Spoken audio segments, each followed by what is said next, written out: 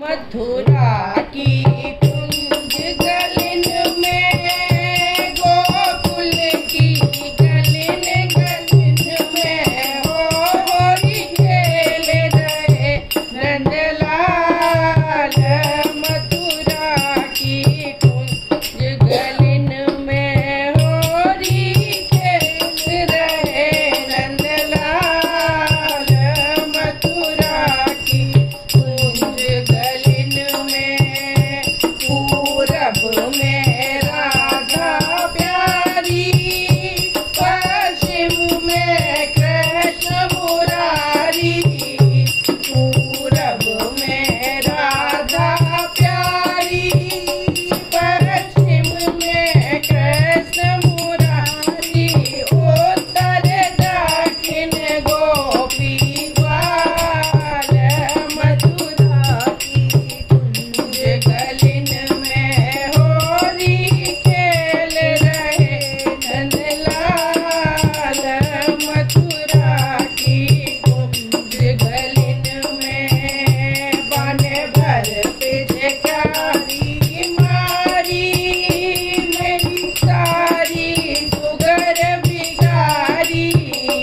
बन भर पिचकारी मारी, मेरी सारी सुगर बिगारी।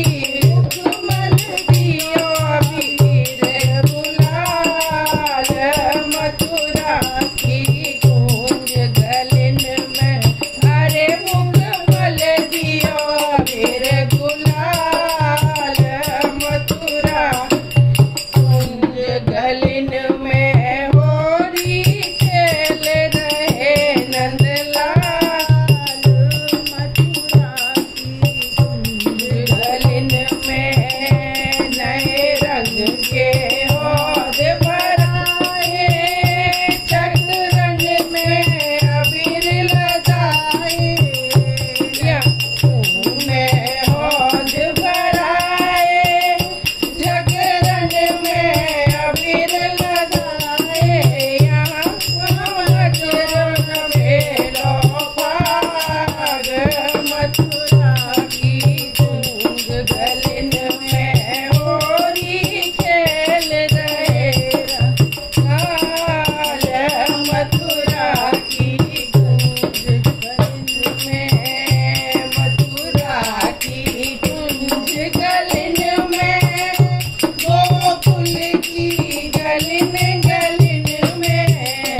मथुरा की कुंज गलन में गोकुल की गलन